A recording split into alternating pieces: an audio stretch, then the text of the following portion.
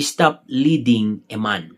Let me give you an example. Bakit yung sasakyan, isa lang yung driver? Bakit hindi dalawa? Dahil kung dalawa yung driver seat, walang passenger seat, marahil mababangga yan. Kasi not all the time is that mag-go yung isip ng kapag dalawa yung driver. Okay? Or itry mo na kapag meron nagmamaneho tapos aagawan mo siya ng manubela, anong mangyayari sa'yo? May babangga, mamamatay pa kayo.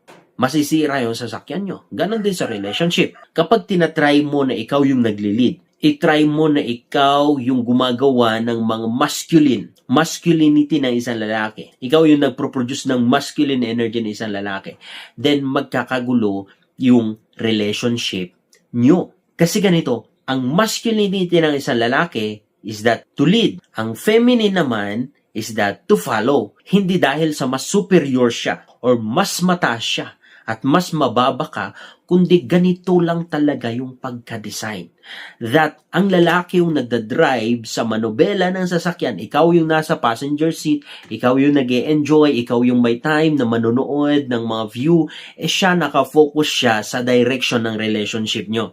Once na itry mo na agawin yun sa kanya, ikaw yung magle-lead, ikaw yung palaging masusunod, ikaw yung magpaplano para sa future niya, imbes na siya. It means ginagawa mo na yung part niya. Anong ibig sabihin nito para sa amin, sa subconscious namin at sa consciousness namin? Meron ka naman, so ikaw na yung gagawa.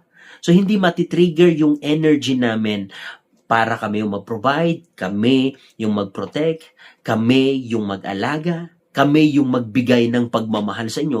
Why? Kasi ginagawa nyo na yun sa amin eh. That's the very danger kapag babae or dalawa kayo or inaagawan mo siya sa kanyang role.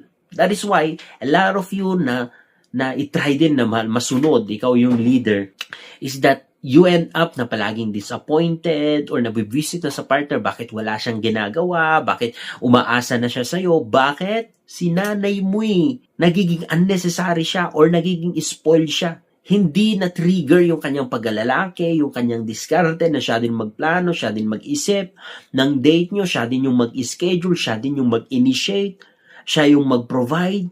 Bakit? Inuunahan mo siya eh. So, ano ba ang pinaka-the best na dapat mong gawin? It means ba, tahimik ka lang, wala kang gagawin? Of course, helper or follower ka.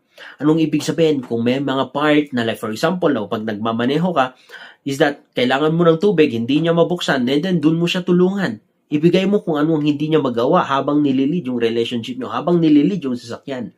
Ibigay mo, tulungan mo siya. Magbigay ka ng